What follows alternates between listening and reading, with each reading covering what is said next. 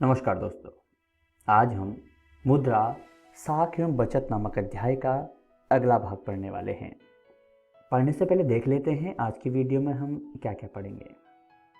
आज हम प्लास्टिक मुद्रा के बारे में चर्चा करते हुए मुद्रा से लाभ, बचत और साख इत्यादि बिंदुओं पर भी चर्चा करेंगे। तो चलिए शुरू करते हैं आज का अध्याय। पहले बात करते हैं प्लास्टिक मुद्रा की। दोस्तों, आजकल प्लास्टिक मुद्रा का प्रचलन जोरों पर है। प्लास्टिक मुद्रा में एटीएम, सह डेबिट कार्ड तथा क्रेडिट कार्ड आते हैं। सबसे पहले बात करते हैं एटीएम सह डेबिट कार्ड की। आर्थिक विकास के इस दौर में बैंकिंग संस्थाओं के द्वारा प्लास्टिक के एक टुकड़े को भी मुद्रा के रूप में उपयोग किया जाने लगा है। प्लास्टिक के मुद्रा का एक रूप एटीएम है। एटीएम का अर्थ है स्वचालित टेलर मशीन। यह मशीन 24 घंटे रुपये निकालने तथा जमा करने की सेवा प्रदान करता है। भारत में सभी बड़े व्यापारिक बैंक जैसे state bank of India, ICICI bank, Punjab national bank इत्यादि यह सुविधा अपने ग्राहकों को उपलब्ध कराते हैं। आज आपको पैसे निकालने के लिए एटीएम सेवा केंद्र 24 घंटे खुले मिलेंगे। डेबिट कार्ड के बाद बात करते हैं क्रेडिट कार्ड की। क्रेडिट कार्ड भी प्लास्टिक मुद्रा का एक रूप है। विश्व में प्रचलित क्रेडिट कार्डों में visa, master card, American express आदि प्रसिद्ध हैं।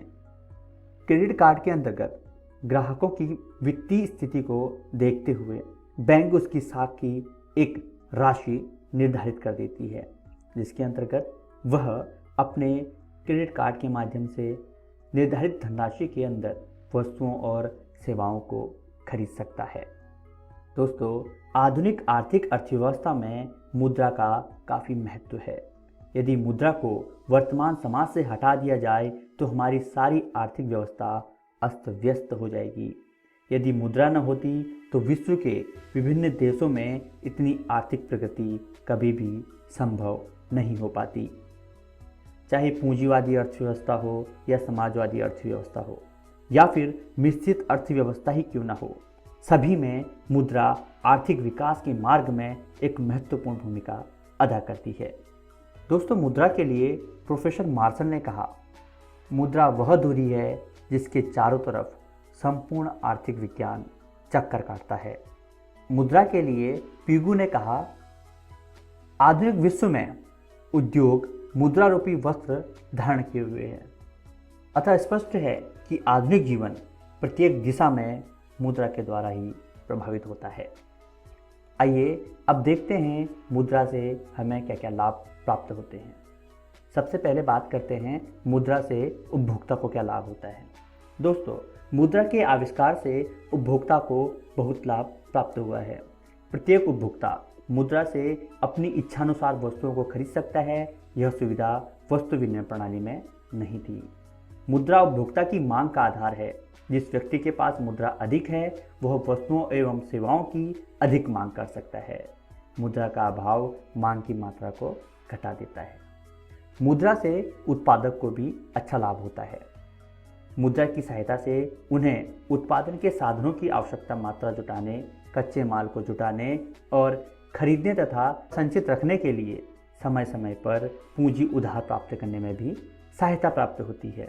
उत्पादन लागत कितनी होगी, कच्चा माल कहाँ से और कितने मूल्य का मिलेगा, यह सब मुद्रा ने आसान कर दिया है। मुद्रा के बिना ये सारी गणनाएं असंभव हो जाती हैं। अब बात करते हैं मुद्रा और साख की। मुद्रा ने साख प्रणाली को संभव बनाया है। आधुनिक व्यवसाय का ढांचा साख पर आधारित है। बैंक लोगों की छोटी छोटी बचतों को इकट्ठा कर लेते हैं तथा उद्योगों को वह मुद्रा उधार देते हैं। इस तरह मुद्रा साख का आधार बन जाती है। दोस्तों, इसके अलावा मुद्रा पूंजी का निर्माण भी करती है। मुद्रा तरल संपत्ति है। इसे बैंक में जमा करके सुरक्षित रखा जा सकता है और ब्याज भी प्राप्त किया जा सकता है। किसी उद्योग धंधों में पूंजी विनियोग करके पूंजी निर्माण में अधिक वृद्धि की जा सकती है। इस तरह मुद्रा पूंजी निर्माण का एक अच्छा साधन है। आइए अब बात करते हैं बचत की। समाज की कुल आय को वस्तुओं और सेवाओं पर खर्च किया जाता है। दोस्तों, वस्तुओं को दो भागों में बांटा जाता है। जो वस्तुएं तत्काल उपभोग की होती हैं उन्हें चालू वस्तुएं कहा जाता है, तथा जो वस्तुएं किसी अन्य उत्पादन में उपयोग की जाती हैं उन्हें टिकाऊ वस्तुओं के नाम से जाना जाता है। समाज की कुल आय को इन्हीं दो तरह की वस्तुओं को खर्च करने में किया जाता है। कुल आय का वह भाग जो चालू वस्तु पर खर्च किया जाता है उसे उपभोग कहते हैं, तथा कुल आय का वह भाग जो टिकाऊ वस्तु पर खर्च किया जाता है उसे बचत कहा जाता है। अतः स्पष्ट है कि आय तथा उपभोग के अंतर को बचत कहा जाता है। इसके बाद बात करते हैं साख की। साख का अर्थ है विश्वास या फिर भरोसा। जिस व्यक्ति पर जितना अधिक विश्वास होता है उसकी साख उतनी ही अधिक होती है। अर्थशास्त्र में साख का मतलब ऋण लौटाने या भुगतान करने की क्षमता में विश्वास से होता है। यदि हम कहें कि अरुण की साख बाजार में अधिक है तो इसका मतलब है कि उसकी ऋण लौटाने की शक्ति में लोगों को अधिक विश्वास है। इसी विश्वास पर उस व्यक्ति को बैंकों या संस्थाओं द्वारा उधार दिया जाता है। हम साख को इस प्रकार समझ सकते हैं। किसी व्यक्ति पर बैंक या अन्य संस्थाओं द्वारा किया गया भरोसा या विश्वास ही उस व्यक्ति की साख होती है, जिसकी वजह से उसके ऋण संबंधी सभी आवश्यकताएं पूरी हो जाती हैं तथा जिसके आधार पर वह कुछ उधार लेता है और उसे एक निश्चित समय अवधि में लौटाने का वादा करता है। आइए दोस्तों, देख लेते हैं आज की इस वीडियो में हमने क्या क्या सीखा। आज हमने प्लास्टिक मुद्रा के बारे में चर्चा करते हुए मुद्रा से लाभ, बचत और साख इत्यादि बिंदुओं पर चर्चा की। आशा करते हैं आपको यह वीडियो बहुत पसंद आई होगी। धन्यवाद।